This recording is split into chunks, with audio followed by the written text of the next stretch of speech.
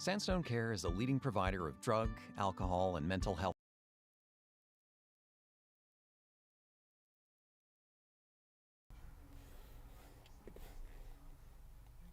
Whoops, our free music went to a commercial. Wow, if anyone only saw Steph's face on the other side, it was weird. Well, we're a little unhinged at times. Maybe that You know something? Remember right before we started the stream, you had a feeling that things were going a little too smooth today? well, if that's the hiccup in today, I'll take it. You know, I have to say, on my excursion this weekend on Sunday, made me a little bit pink. And actually, I'm not showing up as pink on camera as I thought I would. I thought I would be rather a lobster. And it's not looking too bad. Not like that weird night that my face was just the lighting was strange that night, I think. Yeah. Hey, Robin. Yeah, but how are you feeling and recovering after our very busy weekend? I'm good. It was yeah, I mean, it's always quick to, you know, go up to Pennsylvania and back for that event. I guess this is my 3rd year and your 4th year there. And you know, it's like a mini seminar. There's lectures, there's antique dealers, there's lots of friends that you don't see very often, and yeah, it's and busy, even more friends this year than we've seen in previous years. Yeah, it was interesting. There was a lot of people attended this year that we know, so that's really fun. Hey, Jan. Yeah. I slept in, for context, everybody, I left Massachusetts on Wednesday and I came back to Massachusetts Sunday night, and in that time frame I slept in 3 different Airbnb beds.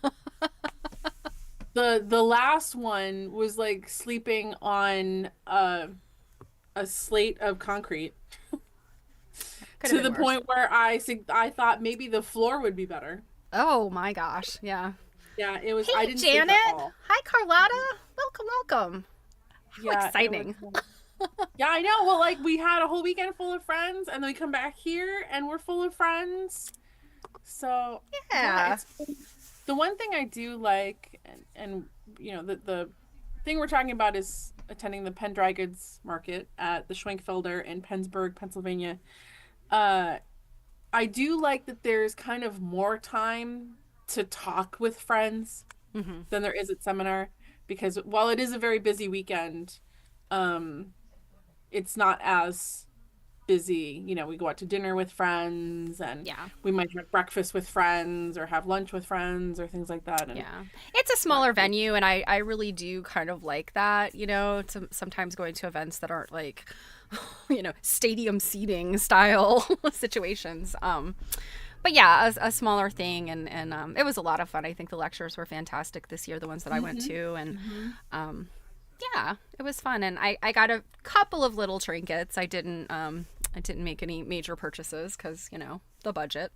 But I love the rummage sale this year. They're sort of their flea market, because you could get some cool books and things for super cheap. And then some of our friends were vending. One of our friends, Amanda, I always love her booth, and another woman that I've become friendly with, you know, has similar things to what our friend Amanda has. So I made little purchases at both of their booths, and I have something to show tonight. So oh, really? I do. Are you gonna start us off with that, or should we do announcements first? Well, I mean, I think we should. I'll start off with it. But do you have any updates or anything that we need to talk about? I do just have to give, believe it or not, y'all, next week is our last week of discussion. Oh, right? We will have already made it through this book, which is crazy. So, and the last 2 chapters in the book are chapters 8 and 9. 9 is a chapter of patterns, so we're not going to go through and like discuss that live, but by all means do whatever perusing you want to do, and you're welcome. If you decide to make something out of it, please do send us photos to share. But we'll be discussing chapter 8, and then of course any extra time we can talk about maybe things you want to go back to, or things we really didn't get to spend a lot of time on, and things like that. but that will be pages 146 to 159.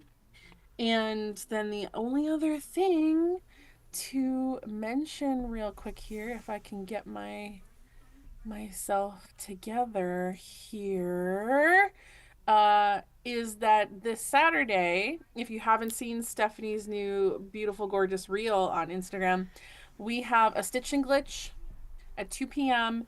And I know sometimes Steph and I are kind of just chatting about food and whatever strikes our fancy that day. We're going to share a buttload of like photos and stories and things from our trip.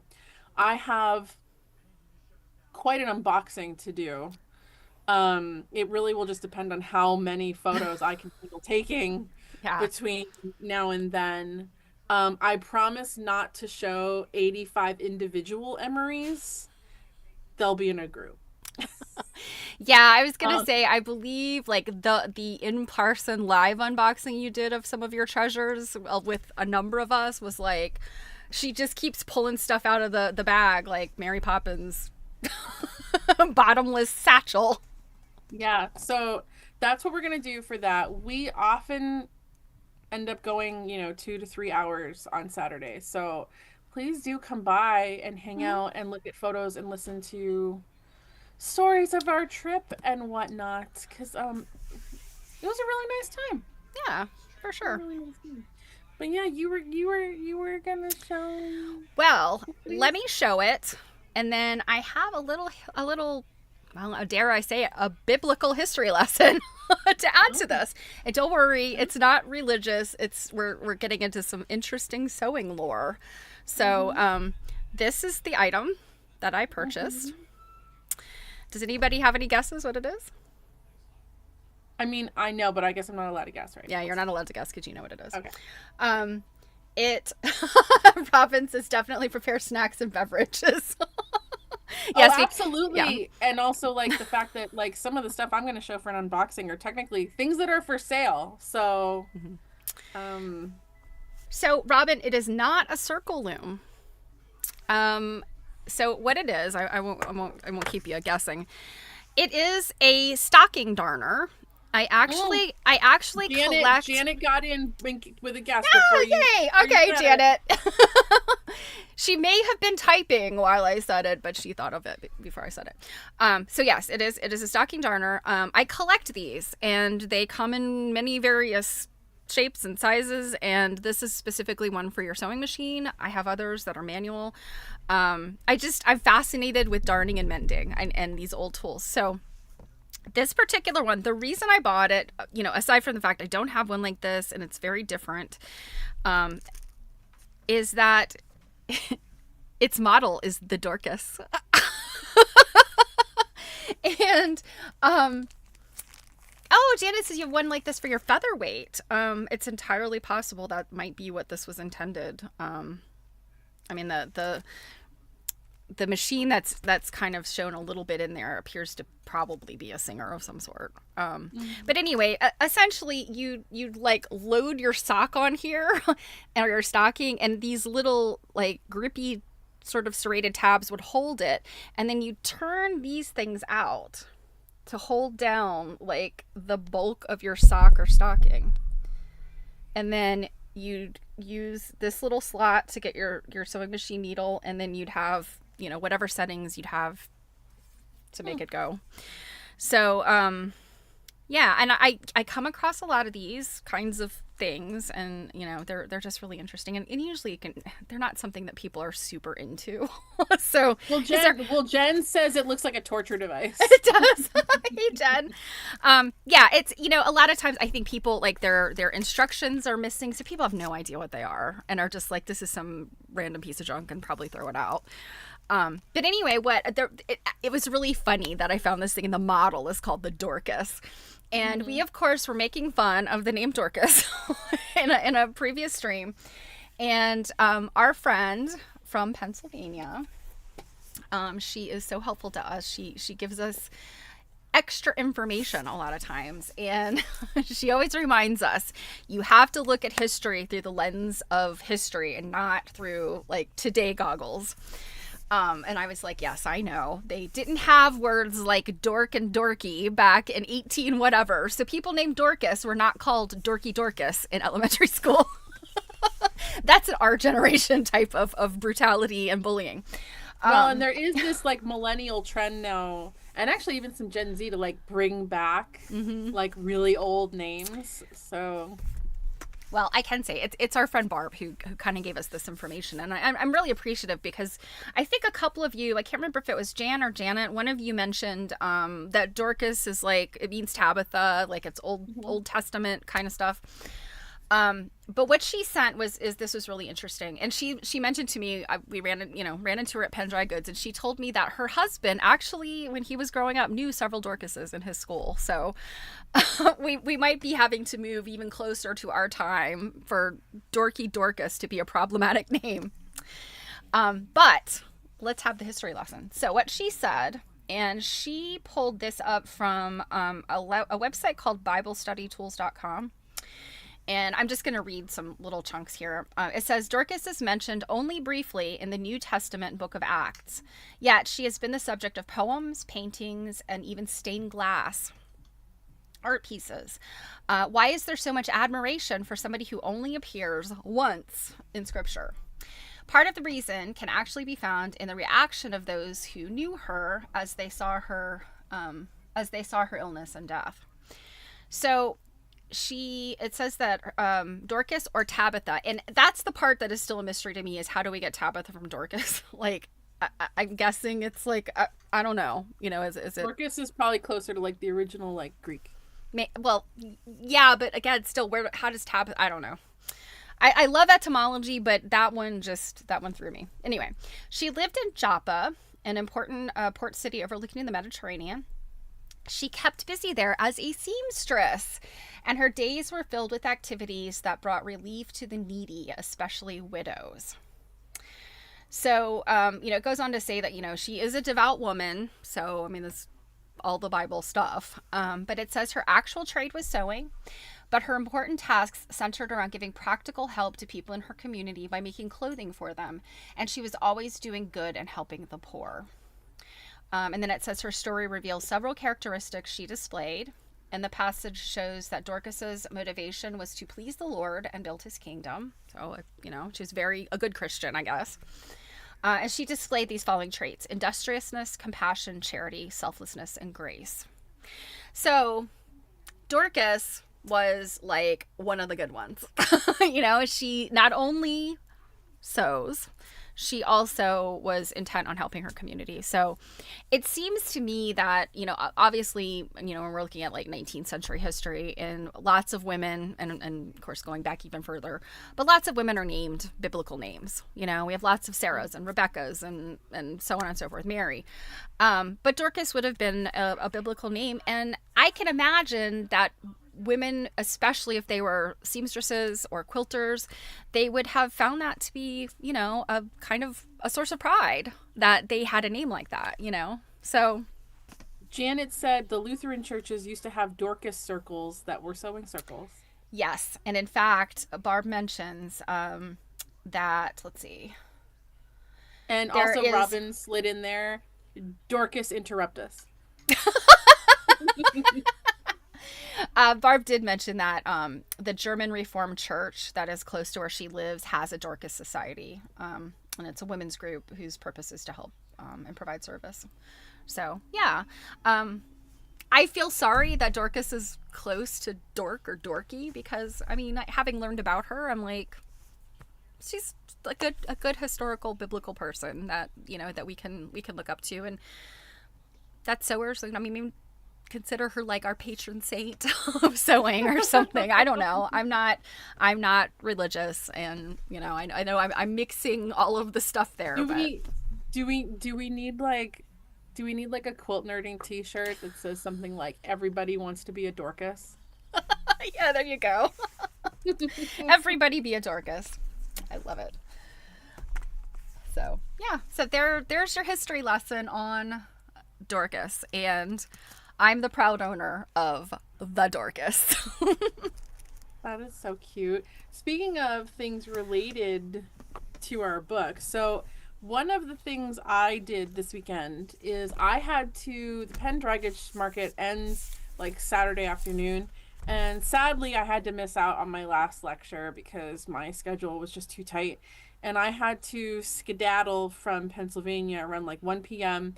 to get my bum up to the Connecticut coast Mystic area to spend the night because the following day I was getting on the ferry from Port Judith, Rhode Island to go to Block Island. And I am the like official cat herder of the newly revived New England Quilt Study Group. If you're in the area, let me know and I can put you on our mailing list. We were going to Block Island to the Historical Society because a new member, Janet Dionis, is the director there. And she has just put up a new fantastic exhibit all about shipwrecks and salvaging cloth from these shipwrecks. It's really cool. I was so bummed that I was not able to go with you because it sounds like it was so cool. Oh my God. I texted Stephanie and I'm like, you're stupid. You would have loved this. It's really fantastic. There's things to tell you about. But anyways, and also the weather was fantastic and I was really scared because while we were in Pennsylvania, we had a monsoon and I thought it would follow me. But anyways, I met up and spent the night before we went with our friend Sarah from Caravan Quilts, which you've seen us share her stuff before. Steph, can you put her website into the chat for me, please? And we stayed the night in an Airbnb that was in someone's home, and they were still there. It was kind of creepy, but we didn't die. The hosts were fantastic. They were lovely and everything. But anywho, she brought me a present. And the present that she brought me is a potholder block. Sarah's so sweet. I was just like, oh my God. That's so nice and stuff. And then she also, I'm not going to read it to you, but she makes postcards out of some of the photography that she takes for the business. And look how gorgeous this postcard is, y'all. I know, look at that. Quilts and cooking and all the things. Yeah, that's at her house. Okay? Hey, Arlene. I'm definitely gonna hang that on my wall in front of my desk or something because that photography is gorgeous. And the setup too with this cooking scene is legit, y'all. She is a from scratch type of gal. So, but yeah, I thought that was the sweetest thing, and this is the cutest block. And now I think I'm gonna have to attach a little, thing on the back of it so that I can hang it. Yeah, for sure. Isn't that nice? Sarah, very if you're watching, thank you, dear. That was so and she was all like, don't open it in front of me. Well, I was just I won't. I won't open it in front of you. And then I forgot about it. And then when I got home and I was opening my bag, I was like, oh, it's here. And then I was present. Thank goodness I didn't open it in front of her because it probably would have been way more embarrassing for me than it could possibly have been for her. I probably would have been like, oh my God, thank you. So, and then she probably would have taken a little photo and just been hanging out with JA Antiques and Vintage today. She can't hold her crap together. Anyways, it's nice to be thought of for sure. Well, and also gift giving is my love language, as poor Stephanie knows. She's actually told me I'm not allowed to give her gifts anymore because I gave her Noah's Ark, and I can't give her stuff anymore. Yeah. Oh yeah, you have the eagle up. I do. So, yeah, but we'll get way more into our trip this past weekend and pictures and things that happen and stories and whatnot on Saturday. So please come and hang out with us on Stitch and Glitch at 2. But now let's talk about some quilts. Yeah. I have some photos that I took to help guide us. Of course, per usual, I did not take photos of all of the quilts that are in here. I've mentioned a couple times, like, I'm not a huge fan of red work, and like, single color You mean red quilts. and white? You mean red and white quilts? Well, red work, but also red and white quilts. Like, I think I have one quilt, that is a red and white quilt. Whatever, more for me. But this one is very Mm-hmm. cool. Because of all of the cool applique stuff on it. Of course, it's got an eagle and a story behind it, Mm-hmm. Um, Yeah, that's why I was like, I have to include this one. So the attribution here is, what do you think his name is? Musas? it's Norwegian, so I'm not sure. Musaus or something like that. I'm not super sure. I mean, I used to work with some Norwegians, but I truly don't remember, like. And they didn't teach you how to pronounce this name? Psh, lame. Yeah, well, I mean, sometimes in Scandinavia things are not pronounced as you think they would be, but I don't know. Okay, well, this is Captain, that guy. Captain. Quilt. Let's just call him the Captain. 1867, various signers, probably organized by Henrietta Purinton. Purinton? Purinton? I think so. Musas, I guess. Portland, Maine, cotton, 89 by 70. The quilt was probably made to celebrate the retirement or sale of Captain Charles's interest in this ship. It is covered with nautical objects and ship's pennants and flags, and is inscribed by the family and friends of the captain and his wife. From Antiques Roadshow, the Boise Hour 2, and I was like, that's really cool to like have your phone start blowing up at Right. 8 p.m. because your friends are Turn like, on oh Antiques my God. Roadshow! You know what's funny? I almost really like never watched that show. And I do know that like some quilt and needlework stuff have appeared on it. So. What somebody that she's a friend of a friend, and I now consider her a friend because we've helped each other with research.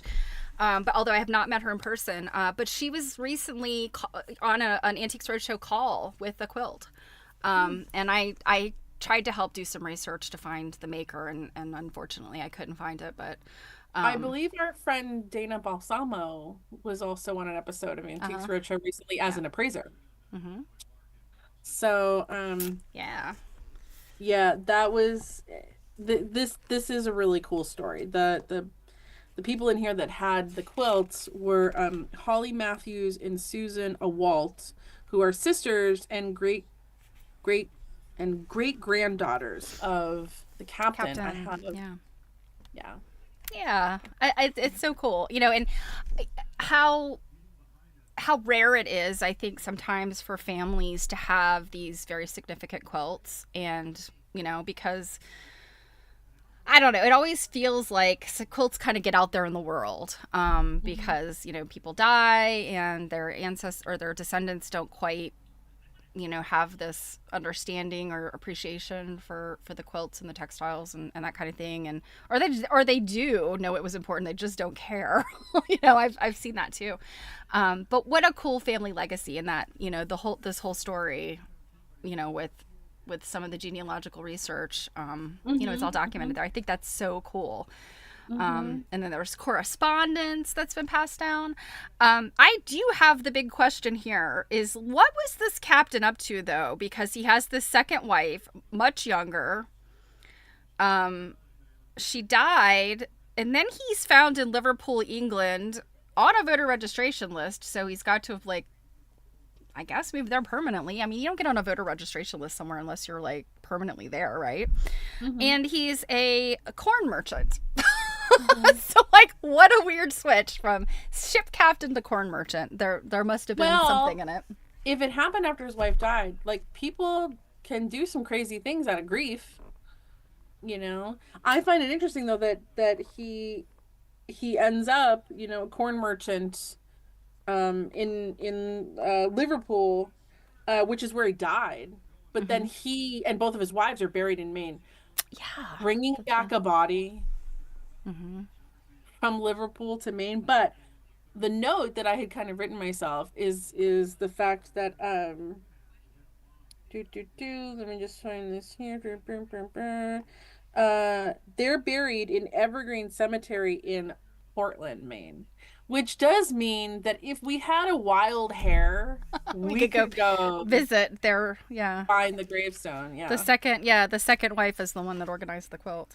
So, yeah. I'm just saying, like, wouldn't it be like really hysterical if we had like a little group of nerds and we're just like, everyone's like, where are you going? We're like, we're going to see a headstone. Like, taking pictures by and the headstone, like, ah! yeah, we just like, There is like, something though. I mean, I have to say, like, in some of my research, I have visited the graves of people, and it's like when you really dive deep into researching a person, a historical person, you start to have this like sense of like, I don't know, like connection with them, and you go to their grave site and you're kind of like, I don't know. I mean, I know this sounds like really morbid, but you're like, there are dead bodies in there. Like, the corpse of the person that I have done all this research, like, right there under my feet.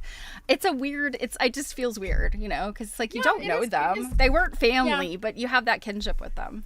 And you're only 6 feet away from them now. Right? Yeah, I think for me, it kind of brings it a little full circle. Mm-hmm. You know, like you've done this research for them, you know, like from a distance, both time and space, and you can't close the time gap, but in that moment you've closed the space gap. Mm-hmm.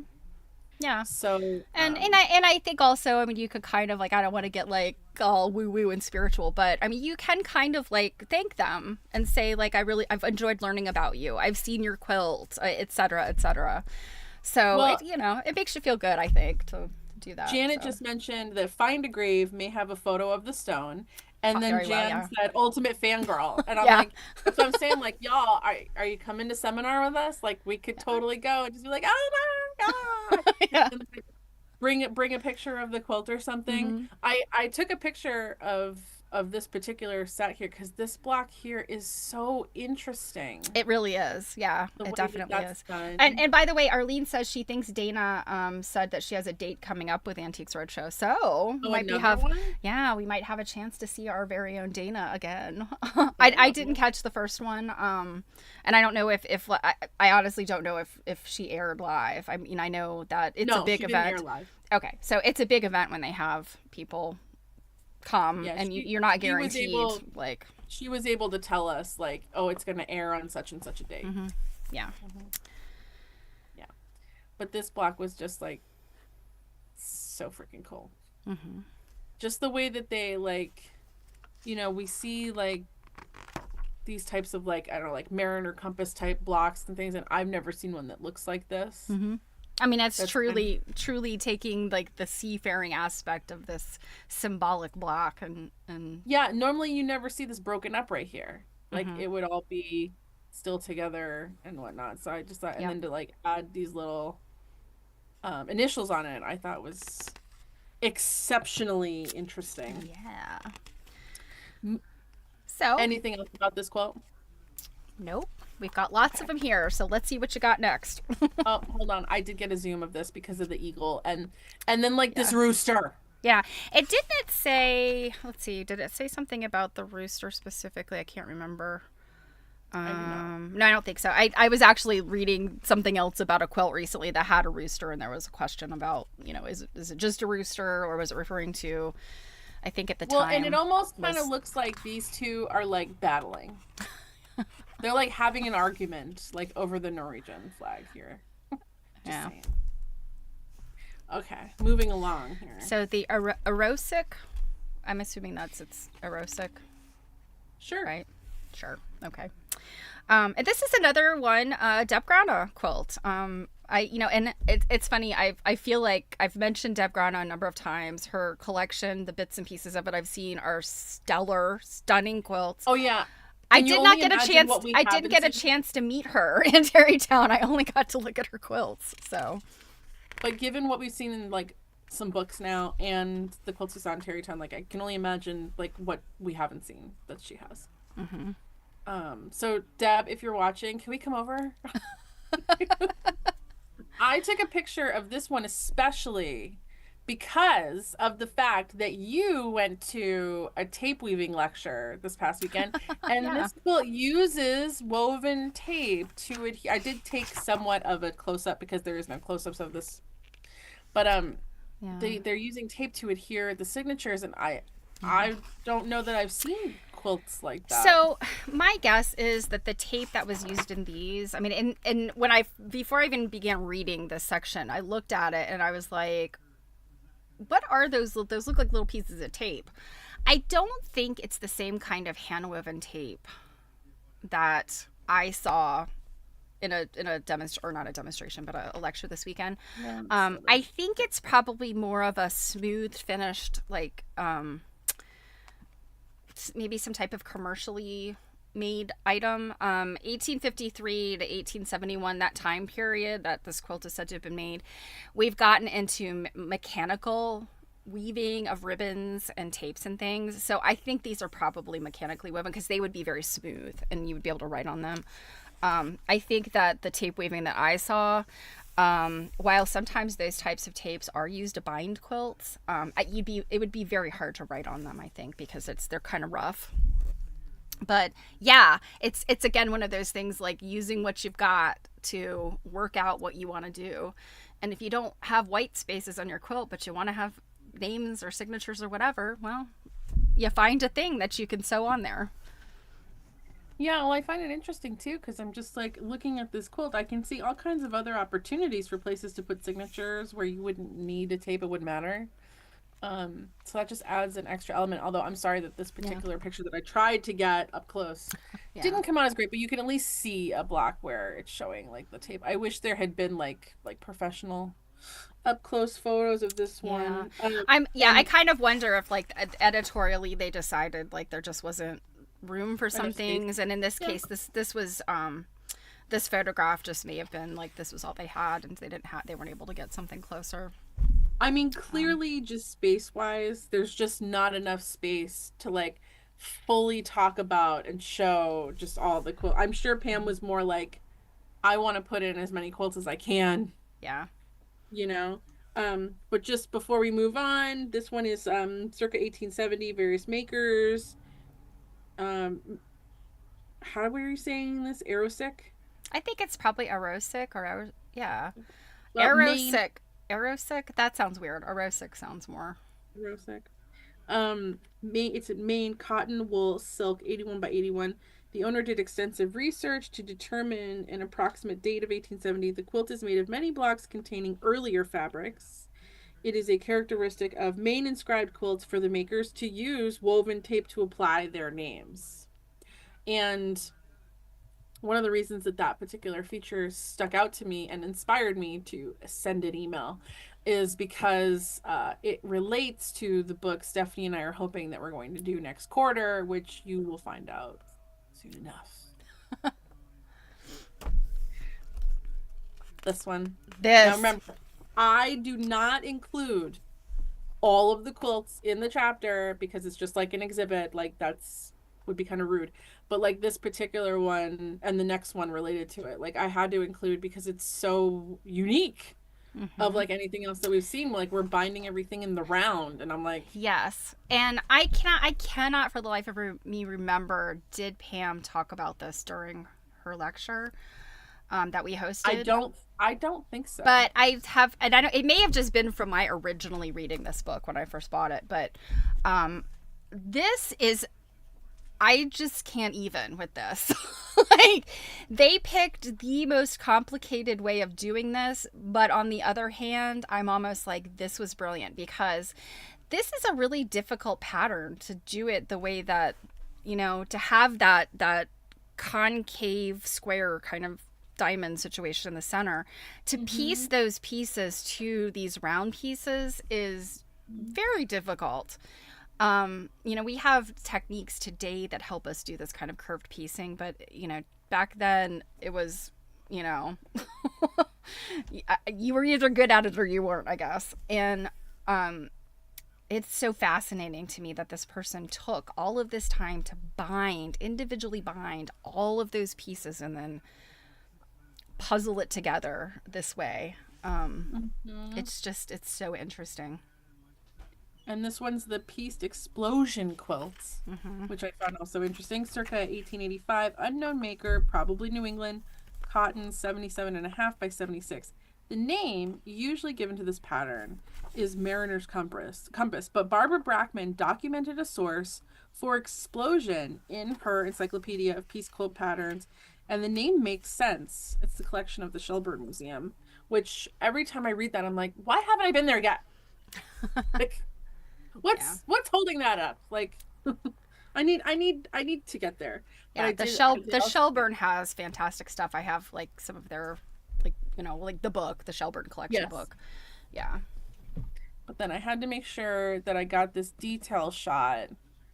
And that's amazing to me, that the way that they've bound, I guess, so all of the Mariner's Compass, the circles are bound in red, and then the edges of those, I don't know, what do you call those pieces? Those inner diamond things are bound in a different color. I guess in this, I almost want to call them like setting pieces. Yeah, they kind of are. But then, like, where they meet together, you can see that little seam. Yeah, it's like that's maybe not bound at all, and like maybe has been like stitched together in a way that like it's not bound. It's one of the other techniques. I don't know. It's just the engineering of this quilt is very advanced and kind of almost like why? Yeah, they were like, how can I be a super overachiever today? A super extra. And then on page 113, I don't know if you took a picture of the other quilt. Yeah, okay. This one, I think just looking at this version of it, you know, this view of it, I think this one's so much fun. I love this one, but this one's so endearing. But then you see the pictures, I mean, it's at the International Quilt Museum, and you see the pictures of like that there's a lot of play and give in those blocks. Yeah, their math wasn't really mathing too much. This one is the Compass Quilt, circa 1870, unknown maker, Pennsylvania. Remember, there's only a handful that are outside of New England. Cotton, 86 by 65. The quilt's larger blocks set in a dark background make a stunning statement. Collection of International Quilt Museum, which, you know, it's funny, like, we'd recently been there and we had been given the opportunity to kind of select a quilt or two out of the collection that they would try to pull if they could.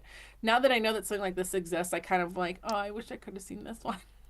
Yeah, it's definitely an interesting one. And then I did get a close-up here of their technique. And also this red fabric is really cute. Yeah. I mean, it's really, I think they did a really admirable job. And I'm guessing that one picture, where it's on page 114, the top right-hand picture where you can just see that, like, that hill, yeah, I didn't bother with the billowing.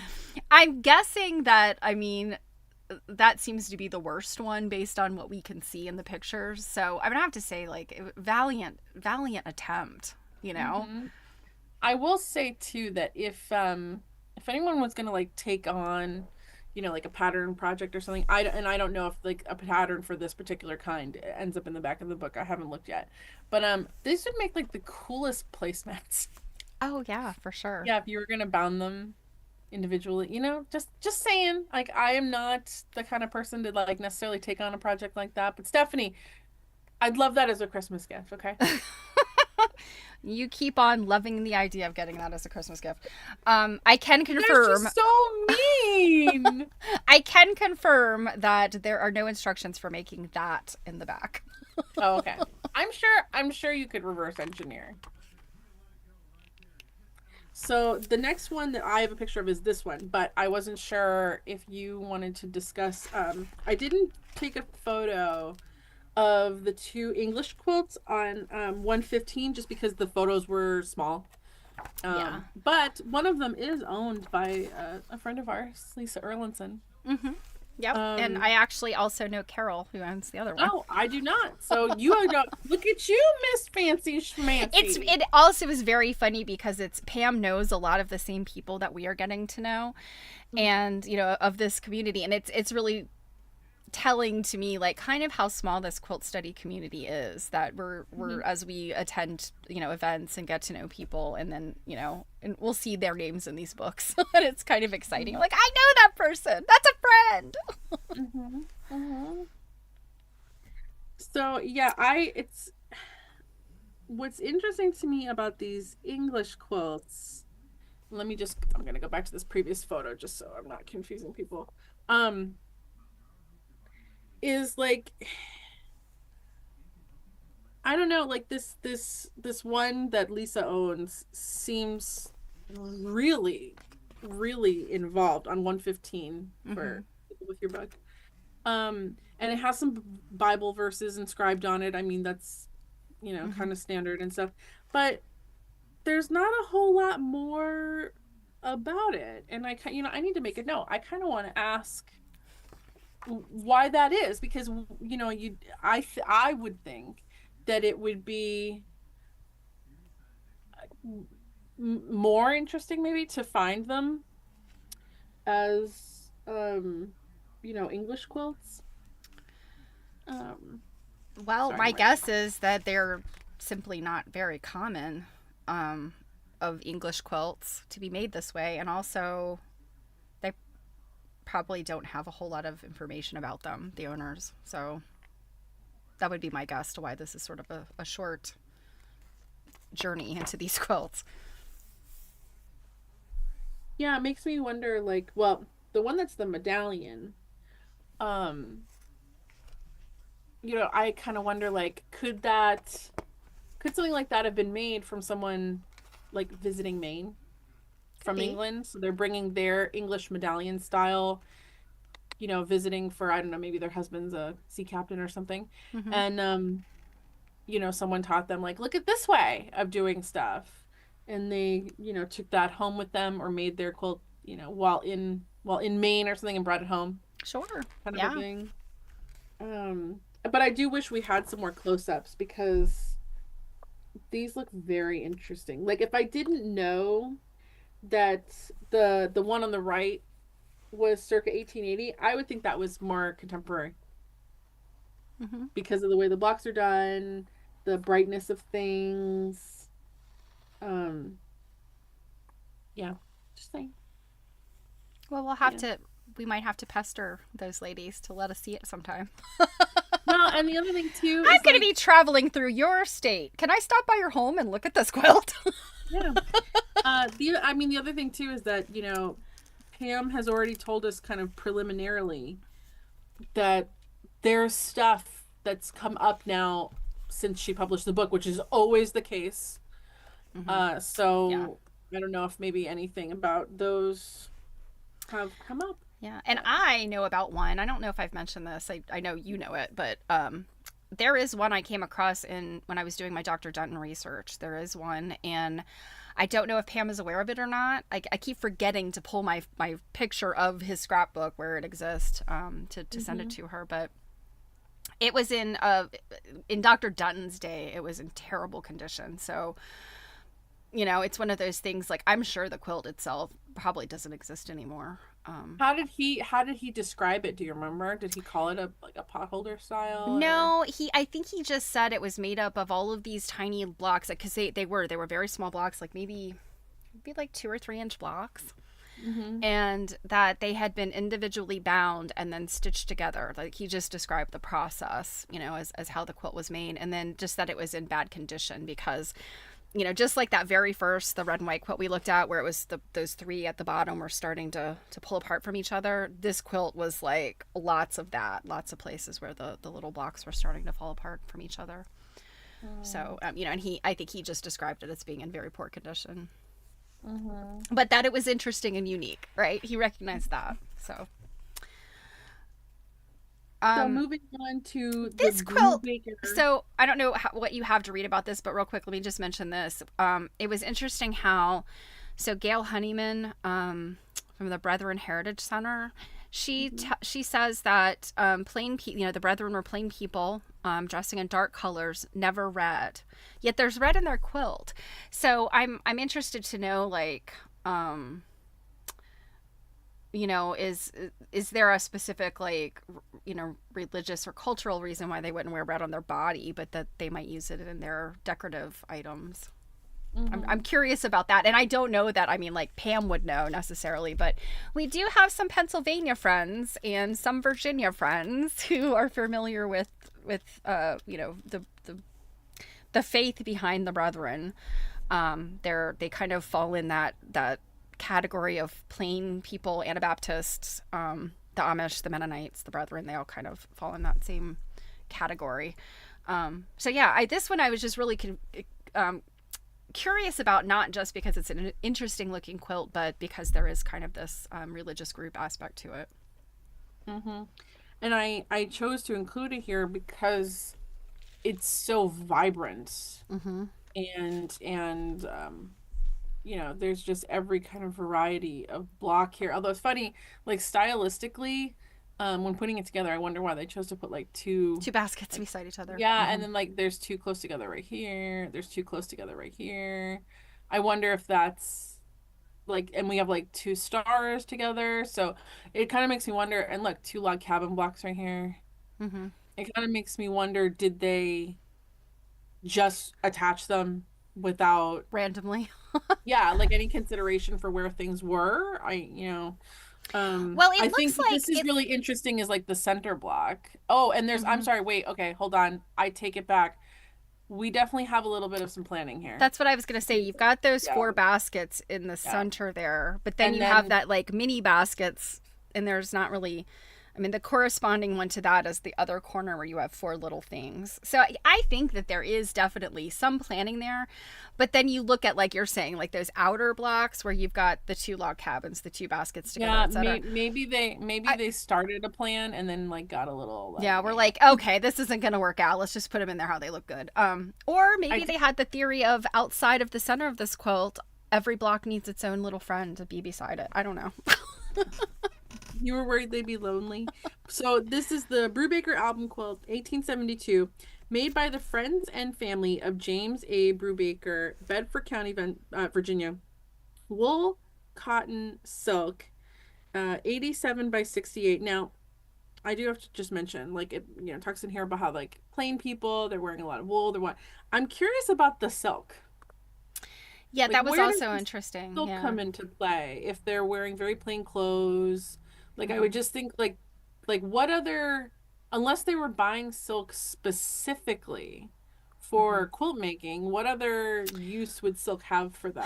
Well, I mean, you know, and this is one where I will sort of shout it out there to our friends that know more than us at this point in their lives. You know, I could be wrong, but I think about, like, when we went to the Mennonite Museum there in Lancaster, there was a dress there that was, you know, late 1800s and, you know, plain, but it was still made of silk. I think it was a wedding dress, wasn't it? Yeah, but I mean, from that perspective, maybe your wedding dress gets like moth-eaten or something. I don't know. Well, but that's what I mean. Like, is that like the one kind of instance where maybe like silk shows up? Yeah, maybe just as special. And I mean, I guess you have to consider also, and I am by no means an expert in these religious communities. I know like literally nothing like about the Brethren, but I think they're similar to the Mennonites. In fact, I think that the book says this. Yeah, similar to Mennonites. So, you know, perhaps they're not quite as restrictive as the Amish. And honestly, I'm not even sure if the Amish specify the types of fabrics. I could be wrong about this. I don't know that there's necessarily any prohibition against, like, thou shalt not wear silk. I could certainly see them, you know, not wanting to pick something or use something that is flashy or whatever in clothing. Well, you know, I would consider it like silk probably would never be an everyday. Yeah, because it's washing is an issue. Yeah. Mm-hmm. Yeah. So I don't know. You know, it is one of those things. Like, it's an interesting question. And yeah, I mean, you think about the Amish, they wore those like really bright colored shirts, like boys and little girls, paired with black, you know, pants, dresses, hats, etc. They didn't wear red, did they? Or am I wrong about that? I don't know if I've ever seen anyone. That's what I was trying to picture in my mind. I could see like the pink and like that really vivid blue that the Amish like love, that vivid blue. But I'm trying to think, did I ever see anybody with red? And I feel like red maybe has some kind of connotation. But there is red in their quilts. So I'm kind of guessing it might be the same situation with this group here with, you know, the Brethren. I don't know. It's interesting. Yeah. I was just gonna say, like, I was gonna have to speed us up, but actually we don't have to, because our next week has only one chapter. So if we don't finish everything, we can just next week. Yeah, we can just discuss more next week. So no worries. I was gonna speed us up, but then not. So since I'm not, I took this because I just wanted to, like, look at this, like, embroidered. Oh, and look at this basket. He's got the. That's very cute. But this embroidered block is darling. And, you know, this is that kind of stuff is the stuff that you generally don't see in what we consider to be, like, the quintessential Amish quilts. But in fact, the Amish in the 20th century did make more common looking, like, keeping up with the times sort of quilts. So I don't know that embroidery would have been a thing at that time, you know, contemporary to that quilt. But, you know, plain people don't necessarily, like, apply that plainness to their decorative stuff, you know? Yeah. And then, of course, I had to do this hexagon stuff because that's insane. So interesting. You wonder why it's just a fragment, because they went, screw this. Yeah, Janet just looked up for you. She just said Amish typically didn't use red, but burgundy. Was okay. I feel like that's what I was seeing in my memory. I was seeing, like, something that's like a dark color, but it's not it's not like red. So yeah, so this one I can't fathom creating this, because at first, so when I look at this one, this doesn't look like a hexagon quilt to me. It looks like a triangle quilt because of the way all of it, obviously it is a hexagon, like you can see like the hexagon, right? When you, like, really pay attention, but from far away it just looks like triangles together. But I'm just like, I can't fathom, like, doing all that.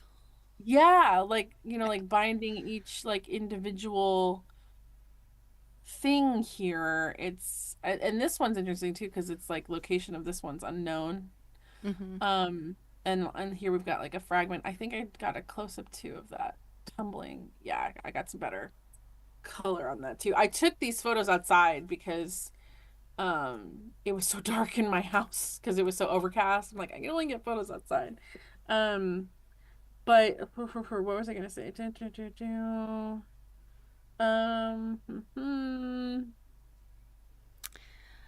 I'm guessing why they tried to do this is because it's, this is, I mean, I'm throwing this out there, that they just liked that tiny, narrow little border, and to piece that in would be challenging. But if you're just gonna bind the sides to get that little skinny border, you know, that is a simpler method. But the fact is that you have to do this like a bazillion times, unless your diamonds are enormous, you know? Yeah, and like the way, so it says Cynthia Black and Wendy Reed. I do know Wendy Reed. Documented 2 potholder quilts constructed of hexagons while doing their work for Maine Quilts Heritage Project. Both are made by cutting a 6-inch or larger hexagon of solid red cotton for the back of each block, and 1.5-inch smaller hexagons of batting and a printed fabric for the front. In both quilts, the fabric for the front of the blocks were large-scale prints of a type of home decorative fabric popular in the 1870s and 80s called, is it cretonne? I think it's cretonne. Cretonne? The weave was slightly rough in texture, and the prints were mostly flowers, figures, or animals. It's almost like it's, you know, because we know that the potholder quilts have the biggest concentration here in Maine, so we think that's all where it's coming from. But then it's all almost like a fad within a fad of this particular kind of extraness. Yeah. Like, yes, you could picture somebody going, you know what? So-and-so across the street did that thing, like, you know, and I realized they didn't necessarily call potholders back then, but the potholder quilt. And I like making hexagons, so I'm gonna do that. And again, I really truly believe the reason why this baby blocks thing is a fragment is because the person went, "What was I thinking?" I will never finish this at this rate, so they gave it up. Well, I mean, the other person with the one on the left there, they followed through. I really wish I could see something like that in person. Because that thing is cool. And it's not tiny. It's 73 by 68. So, you know. Anywho. Getting into the crazy quilts and log cabin quilts, I did not take pictures of all of these. Yeah, and I didn't really note a whole lot about these, although I can say the one on page 121 is very clever, you know, and Pam notes that, like, what their, you know, their choices and how they bound, and super, super amazing the way they did this. Like, they made sure that there was, like, red binding on the red parts, white binding or light colored binding on the light colored parts. Brilliant. Yeah, so that you can't see the breaks in the blocks. Yep.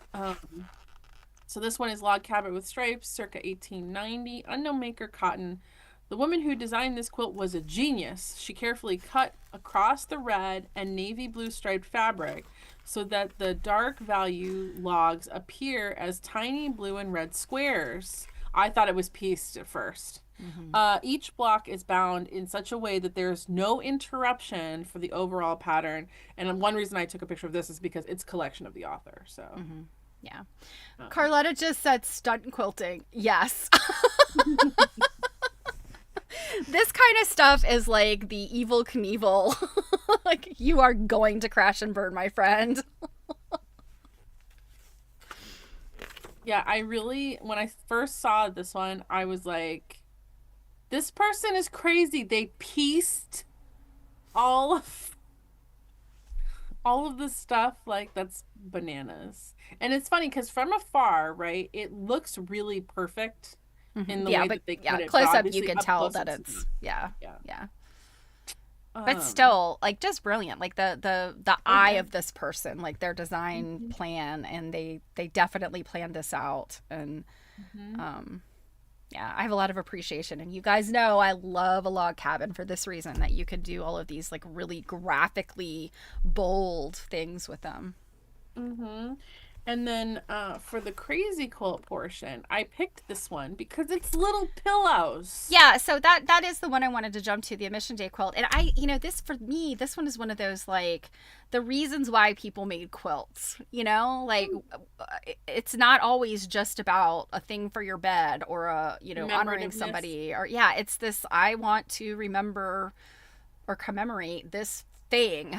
And, you know, I mean, who knew that Admission Day was a big deal in California at the time? I mean, yeah, I guess, I mean, I could see why, you know, for Californians, definitely being something to celebrate, but just interesting to me. Yeah, so Admission Day crazy quilt, circa 1890, unknown maker, California, silk ribbons, 64 by 58. Each block is 5 inches. That's pretty small for this kind of stuff. Elegantly pieced, embroidered, or painted pillow. Yeah, collection of the author. And then I did get, because there's so much going on here graphically. I also love that it's on point. And I feel like you love crazy quilts or you hate them. You know, like there seems to be no in between people. The thing is, I realized that she's calling this a crazy quilt, and it's got a lot of the hallmarks of a crazy quilt, but I also kind of feel it's not a crazy quilt in a lot of ways too. You know, I mean, it is and it's not. You know what I mean? So I think one thing for sure that says crazy to me, other than, you know, the embroidery or putting in like the ribbons, yes, and things like that, the color scheme. This looks like, if you just glance past this fast, the color scheme looks very crazy to me. Yeah, absolutely. And I mean, some of these fabrics are literally ribbons, like not just those commemorative ribbons, but literally like wide pieces of ribbon that would be used in like clothing and accessories and all that. And those appear in crazy quilts too. These strips of Well, and obviously this stuff. time period we're dealing with. It's Yeah, 1890. yeah. So it's definitely Um, it is an overlap. So I don't know if Arlene, if you're still here, but I'm interested to know, like, have with the California quilt heritage stuff that you do, I'm wondering, like, are there a lot of admission day quilts? Like, is this something, was this a fad or a trend? Um, mhm. I'd really love to know, because I mean, it does sound like they had like these, was it like parades and concerts and all kinds of stuff? So I really thought that it was very cute here that on this detail here on the back of the quilt, each pillow junction is decorated with a small red ribbon or bow, Mm-hmm. because obviously like a lot of crazy quilts end up tied because of just the weight of Right. everything. Um, but I don't know that I've ever seen anything like this particularly where it's like a ribbon. Yeah, and I have seen ribbon used like in the tie, like where, instead of using like a piece of yarn or floss or whatever and like, making a stitch through and then tying a knot, I have seen where ribbon is used and then they kind of like whip through to make like a little tack. I have seen that, but these are on the back.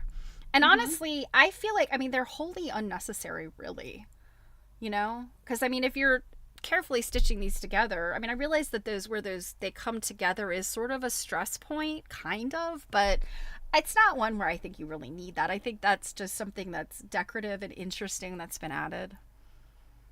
Yeah, I I mean, I don't love know. it. I love it. Yeah. But I And really truly don't think it's that important.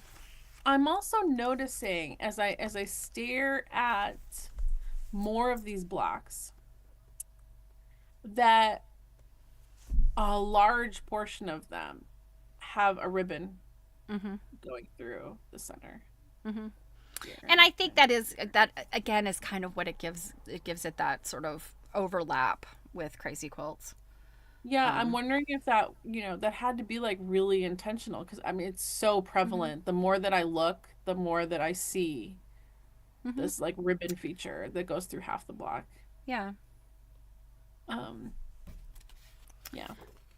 So now on page 125, I have to ask, like, did I miss it? Where is the picture of this quilt? I think there just isn't one. Yeah, that was kind of a bummer for me, and that's an editorial thing where I've kind of like the editor probably should have decided to leave that out without a picture.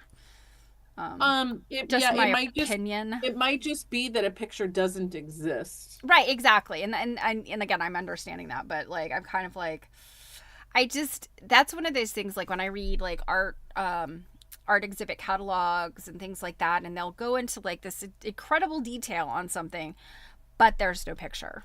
And it's like for a visual art form, it's I would love that there's always a The picture. So, I think I would have just liked an explanation, but I think one reason potentially, and I have no idea.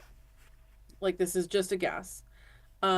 But I'm wondering like if I'm thinking like a Pam and the way her pot holder posse has worked, she may have maybe they did want to take it out. Maybe she argued to keep it in here mm-hmm. because she thought maybe someone knows where this is.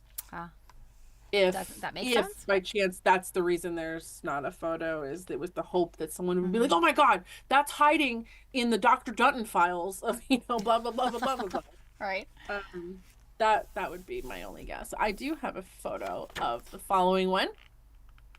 Um, because I know that again that red and white's not your favorite, but this was interesting because it's so like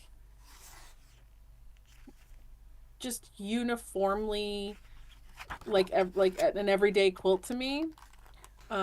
And of course what you can't see so well from afar excuse me, is all the signatures. Mm-hmm. Ugh. Is anyone else dying from the pollen?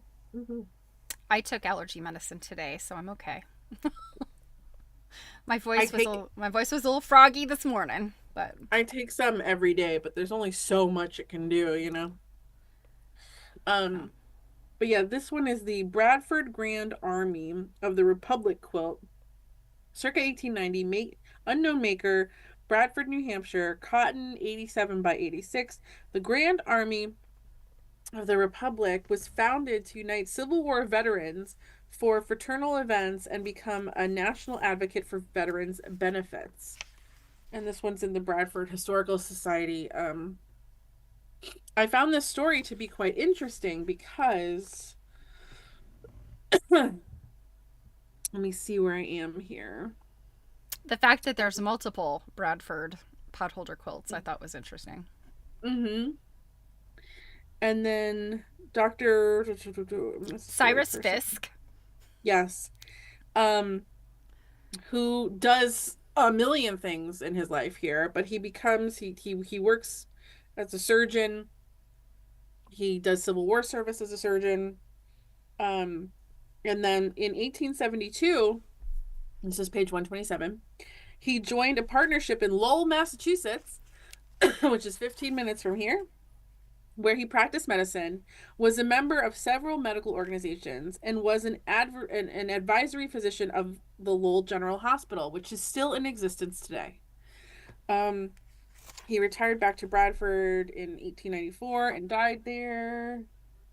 The history of the 16th Regiment states that while living in Lowell, Dr. Fisk was active in the Ladd and Whitney Post number 185 Department of Massachusetts Guard. I just was like, oh my God, we have to include this because it has ties. Yeah, Well, he to Lowell. to Lowell, and it's so funny because I mean, my niece works for like Lowell General Hospital. So, Oh, I didn't know that. yeah, I was like, wow.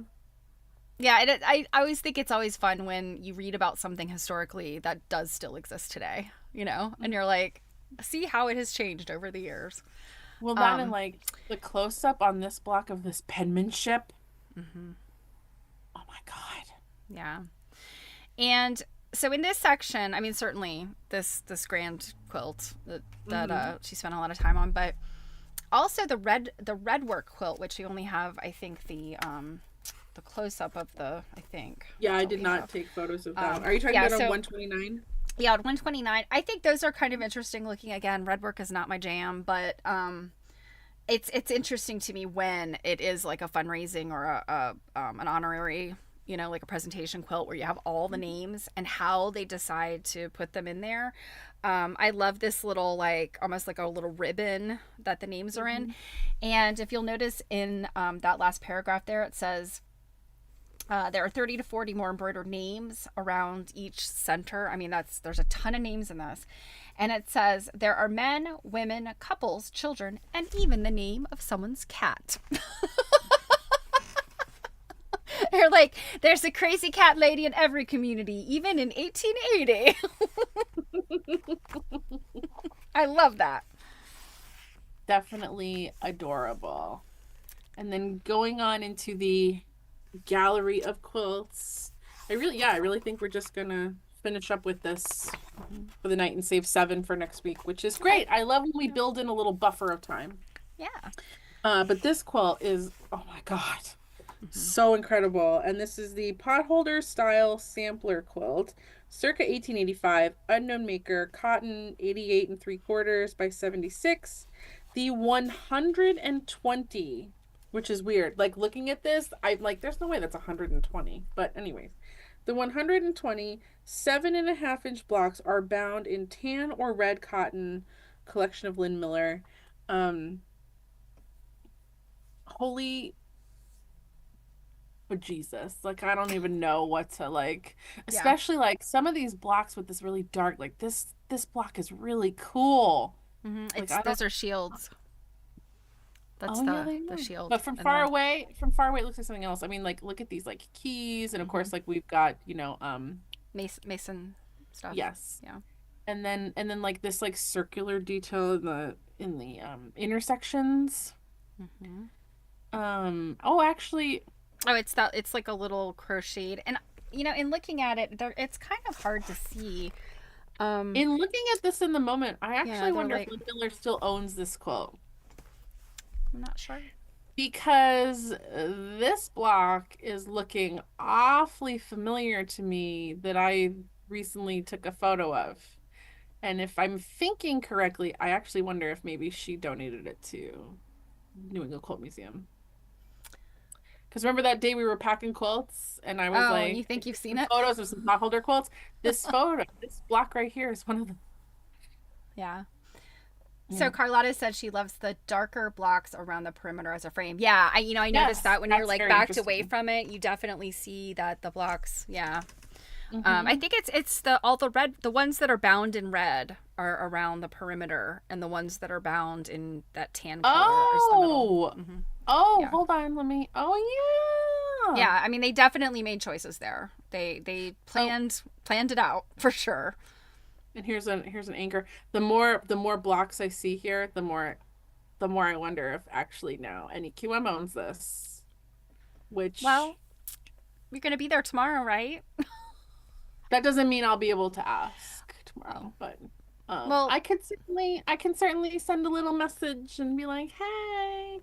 But I do have some photos, and then I did take some of the close up. There you go, of the mm, following page because the quilting is really tight. yeah, it's very dense. And I love these little like they look like little like buttons the way that they've. Yeah, I pressed my nose against it, and it's like those what it Oh, it reminds says me. it's a. Yeah, it's like a crocheted, but what it reminds me of, if you think about well, like Irish needle lace looks very similar to this, and it's Mhm. like, you think about like a really lacy doily, and it has this kind of almost 3D flowers that pop off of it. That's kind of what this reminds me of, and I'm thinking the person who put those on there, it might have been to cover up some sins of the the block binding, but it might just be that they also were a crocheter and wanted to add that embellishment, I guess. Or it makes me wonder if you know how like some like in the beginning she was talking about like sometimes when you would bind the blocks together it leave like a tiny little Yeah, hole. that's what I'm Like saying. That yeah. Yeah, that's what I'm saying. Like the sins of the construction. Yeah, Yeah. that's kind of what I I was wondering. So yeah, I only have one more because this this, one was yes, I'm glad you took a picture because this thing, I'm like, oh, this is interesting. I like this. I mean, to be fair, the one above it is interesting too, but again, I'm not trying to photograph everything because, Yeah. that's not cool. But if I had to pick, I was like, I'm picking this one.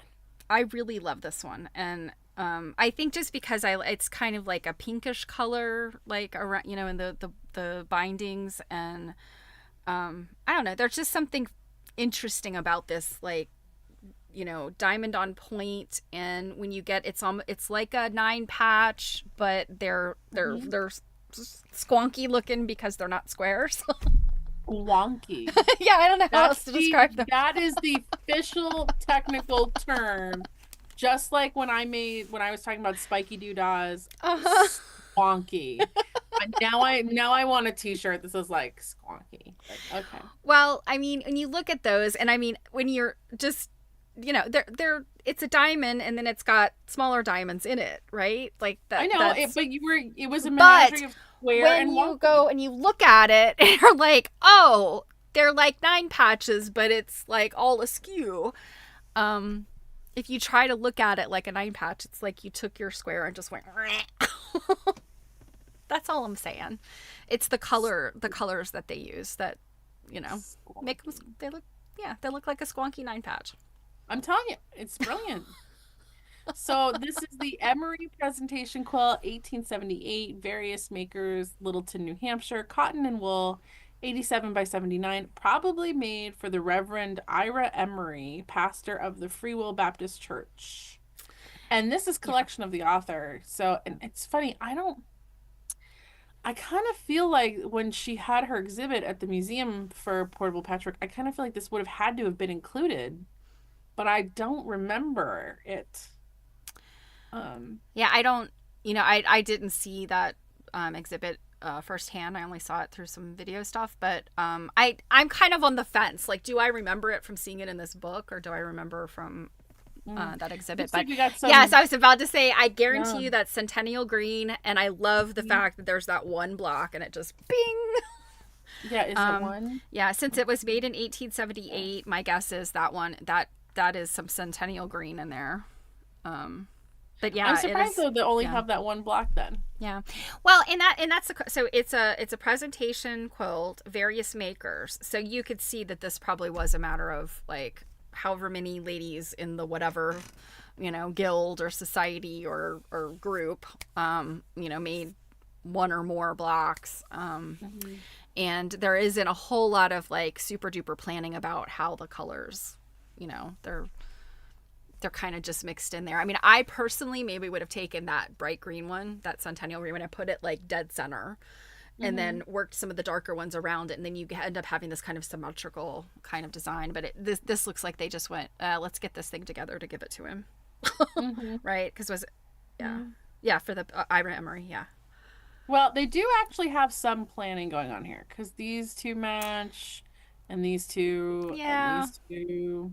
Yeah. And these two are match-ish.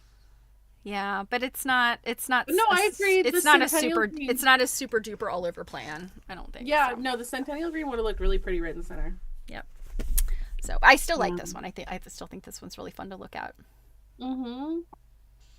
So yeah, since we're already 21 past the hour, we will save 7. So if you didn't finish your reading, then you've got some extra time.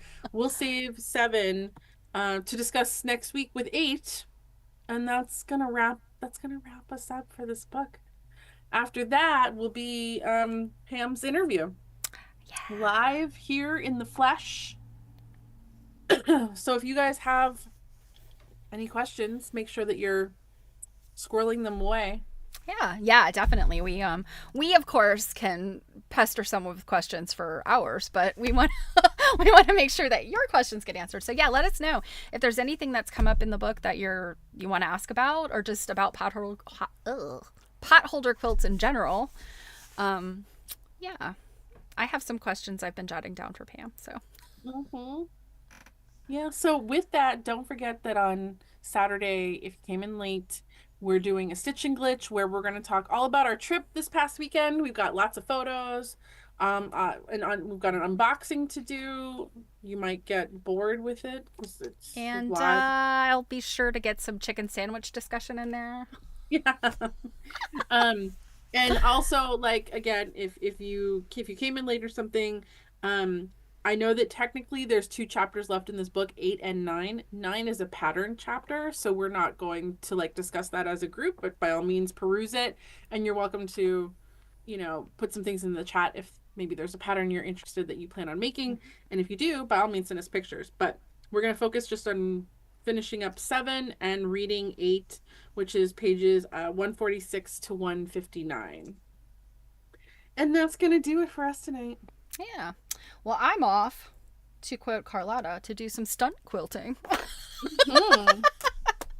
I have got a study quilt that I have got to do some work on, so I have it spread onto the table behind me, so I got to get to it. Okay. Well, everybody have a fantastic night, and see you on Saturday. Bye. Bye, guys. Bye.